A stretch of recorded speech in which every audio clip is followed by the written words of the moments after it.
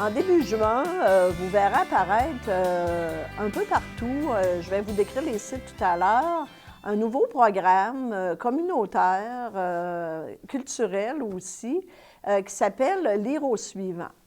Lire au suivant est basé sur un concept de boîte d'échange de livres. Alors, ces boîtes-là sont montées à la bibliothèque Honorius Provost à partir de dons qui nous sont faits.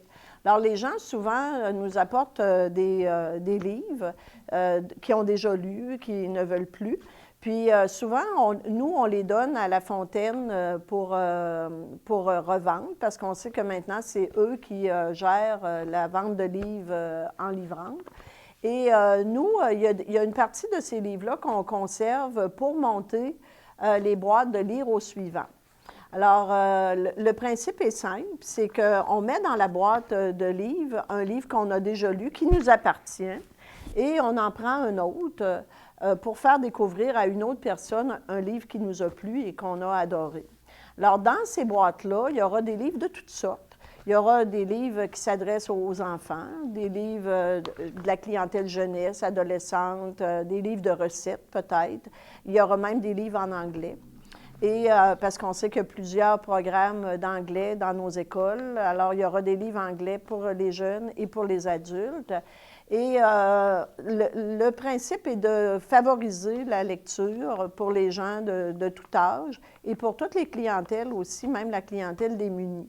Alors, le principe de la gratuité est là aussi.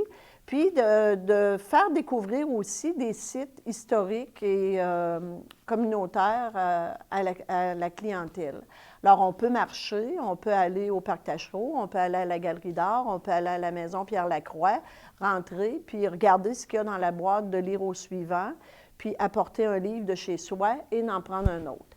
C'est sûr que la viabilité de ces boîtes-là est basée sur le principe qu'il faut en mettre un dans la boîte pour que les boîtes continuent de vivre, parce que si on fait juste en prendre un puis qu'on n'en remet jamais, bien, les boîtes vont se vider rapidement. Puis, donc, on compte sur la collaboration des gens pour que ces boîtes-là deviennent autonomes et soient respectées aussi.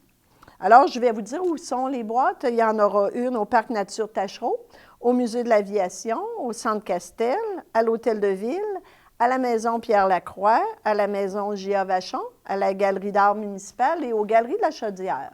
Alors, on est content d'avoir des partenaires qui ont accepté d'accueillir ces boîtes-là, puis de les surveiller un peu, c'est sûr, mais qui vont être contents d'en parler avec les gens, puis de venir contribuer à la viabilité de ces boîtes-là qui vont être là dès le début juin.